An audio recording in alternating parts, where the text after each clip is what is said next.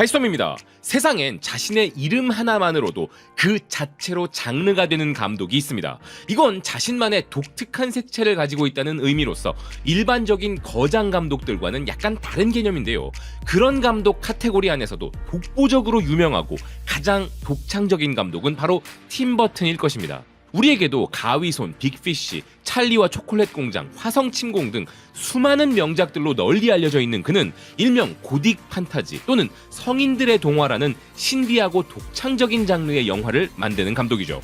그런 그가 넷플릭스를 통해 선보인 시리즈물이 바로 웬즈데이였는데요. 그는 전 세계적인 인기를 끈 이 작품 전체를 총괄하면서 총 8화의 에피소드 중 4화까지를 자신이 직접 연출했습니다. 그리고 이 작품 웬즈데이는 오징어 게임이 그랬던 것처럼 이미 시즌3 제작까지 확정을 하고 다음 달 시즌2 공개를 앞두고 있는데요. 시즌2의 공식 예고편과 선공개 영상은 전 세계는 물론 우리나라에서도 높은 관심을 받고 있는 상황입니다. 이런 웬즈데이는 넷플릭스의 역대 최고 시청률 기록에서도 1위인 오징어 게임 시즌1과 2위인 기묘한 이야기 시즌4에 이어 세계 3위를 기록한 작품이기도 한데요. 그래서 웬즈데이, 오징어 게임, 그리고 기묘한 이야기는 일명 넷플릭스의 탑3로 불리기도 하죠. 그런데 지금은 넷플릭스가 이제 진짜 무서워졌다는 것을 느끼게 되는 순간입니다. 이런 대작 블록버스터들이 매년마다 하나도 아니고 매 달마다 하나씩 나오는 일정으로 라인업이 구축되었기 때문인데요. 오징어 게임 시즌2와 3가 전 세계를 휩쓸고 있는 와중에 K-POP 데몬 헌터스까지 아직도 대박을 치고 있는데 8월에도 또다시 이런 대작이 등장한다는 것은 넷플릭스의 독보적인 위치를 다시 한번 체감하게 해주는 것이죠. 그래서 오징어 게임과 함께 넷플릭스 최고의 작품 중 하나인 웬즈데이는 넷플릭스 본사 차원에서도 많은 공을 들이고 있는 작품입니다. 그런 노력의 일환으로 넷플릭스는 웬즈데이 시즌2를 위해 오징어 게임을 통해서도 효과를 체감한 바 있었던 전 세계 월드 프리미어 이벤트 투어를 돌기 시작했는데요.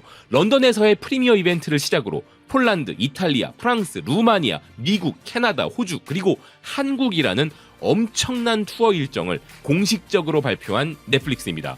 그런데 투어 국가들을 자세히 들여다보면 흥미로운 부분이 하나 보이실 건데요. 투어 일정에 포함된 대부분의 국가들이 호주만 제외하면 유럽과 북미 국가들인데 아시아권에서는 오직 한국만이 포함되어 있다는 점입니다.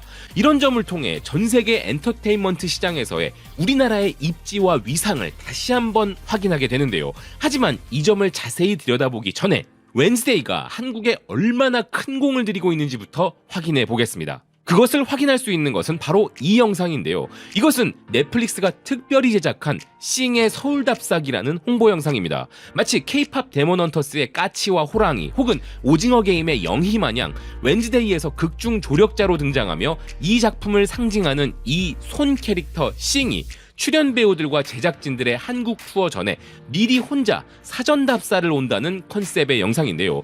이 특별한 손님의 한국 방문기를 통해 한국의 다양한 장소들을 보여주는 아주 매력적인 영상을 뽑아낸 넷플릭스인 것입니다. 이 자체만으로도 엄청난 한국 관광 홍보가 되고 있기도 한데 특히나 영상 내용 중에 싱이 영희와 대면하고 리스펙을 표하는 장면은 정말 상징적인 부분이 아닐 수 없는데요. 이 영상에 우리나라 팬분들도 이런 반응들을 보이고 있었습니다. 클릭을 안 할 수가 없다. 갓을 쓰고 있는 싱. 넷플코리아 일 잘하네. 싱이 소나트 하는 거 기대했는데 아쉽다. 그런데 웬즈데이는 본의 아니게 친한 작품으로도 세계적인 유명세를 탄 바 있죠. 그 이유는 이 작품을 통해 일약 대스타로 떠오른 배우 에마 마이어스가 자신이 우리나라 K-POP 그룹 세븐틴의 열렬한 팬이라고 밝혔기 때문인데요. 심지어 그 사실을 미국 최고의 토크쇼 더 투나잇 쇼에 출연하여 밝혔는데 그 영상은 무려 446만 조회수를 찍고 있었습니다. 이후로도 그녀는 직접 한국을 방문하여 K-POP 스타들과 만나며 한국을 만끽하기도 했는데요. 그리고 삼성 갤럭시의 앰베서더로서도 활동하면서 우리나라와의 인연을 깊게 이어가고 있는 엠마 마이어스가 자신이 왜 한국을 좋아하는지에 대해 이야기한 것도 큰 화제가 되었습니다. 그녀의 어머니 쪽 조부모가 한국전쟁 당시 전후 복구를 위해 기술자로 파견되어 부산에 정착한 그리스 이민자였다는 그녀는 그로 인하여 그녀의 어머니는 자연스레 한국 음식과 문화에 익숙해졌으며 자신과 자신의 형제들 역시 한국 문화와 음식에 익숙한 채로 성장했다는 것이었는데요. 그래서 이미 한국 문화와 정서에 친밀감을 갖고 있었기에 자연스레 K-팝까지 좋아하게 되었다는 그녀였습니다. 아울러 그녀의 동생 이사벨 마이어스의 능숙한 한국어도 큰 화제가 된 바 있었는데요. 이렇게 출연 배우의 한국 사랑 덕분에 작품 홍보에도 도움을 얻고 있는 넷플릭스. 그렇지만 그런 이유를 떠나 넷플릭스가 한국에서의 홍보에 특별한 공을 들이는 데에는 더 큰 이유가 있었습니다. 우선 대한민국은 넷플릭스가 절대 무시할 수 없는 거대한 규모의 시장을 가졌다는 점이 첫 번째 이유인데요. 스트리밍 전문 매체 플릭스페트롤에 따르면 우리나라는 넷플릭스 구독자 수 전 세계 탑 10에 오른 상태입니다.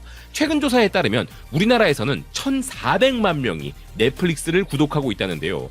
우리나라보다 넷플릭스 구독자에서 앞서 있는 국가들은 우리나라보다 압도적으로 인구가 많거나 주요 선진국들인 경우인데 재미있는 것은 우리보다 구독자 수가 더 많은 일본이나 인도는 이번 웬즈데이 투어에서 제외됐고 아시아권에서는 유독 우리나라만 포함되었다는 사실입니다. 그 이유는 바로 단순히 구독자 수라는 개념을 넘어 한국에서의 인기는 전 세계 트렌드를 좌우하는 힘을 가졌기 때문입니다. 우리나라가 글로벌 기업들의 신제품의 성공 여부를 검증해주는 일명 테스트베드 국가라는 점은 잘 아실 텐데요. 그런 점은 글로벌 스트리밍 플랫폼의 성공에 있어서도 마찬가지인 것입니다. 우리는 세계 최고의 콘텐츠 생산자이면서도 동시에 가장 까다로운 콘텐츠 소비자이기도 하기에 우리나라의 반응을 통해 글로벌 트렌드를 빠르게 확인할 수 있는 것이죠.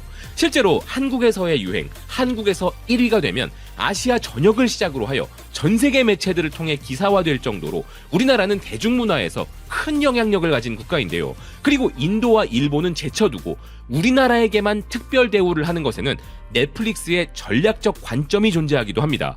한국은 글로벌 팬덤의 중심지이기에 자체 시장의 규모와 구독자 수를 떠나 아시아권의 권역 대표성을 가지고 있기 때문인데요. 넷플릭스가 보기에도 한국이 아시아 태평양 지역의 핵심 국가인 것이죠. 그리고 넷플릭스 입장에서는 이에 더해 웬즈데이의 이벤트와 홍보 영상을 통해서 한국과의 교류와 밀착을 더욱 강화하려는 의도도 있는데요. 실제로 2025년 상반기에만 전 세계 스트리밍 플랫폼에서는 무려 7,508개의 드라마가 공개되었는데 이 중 가장 많이 시청된 100편의 작품들 중 무려 11개가 우리나라 드라마들이었습니다. 이러한 사실은 한국 드라마의 국제적 위상이 얼마나 대단한지를 보여준다는 프랑스 매체 위스트 프랑스였는데요. 브라질의 라디오 매체 투피는 이를 두고 2025년 넷플릭스 최대 흥행 콘텐츠는 한국 작품들이라면서 K 콘텐츠는 이제 넷플릭스의 핵심 전략의 축이며 영미권 드라마가 항상 최고의 드라마라는 선입견을 완전히 박살낸 최초의 국가가 바로 한국이라 이야기했습니다. 그렇기에 한국 콘텐츠 인기 현상은 앞으로도 멈출 가능성이 없다는 것이었는데요. 이렇게 넷플릭스와 우리나라의 파트너십은 분명 상호 윈윈하는 어마어마한 위력을 가진 것이 맞습니다.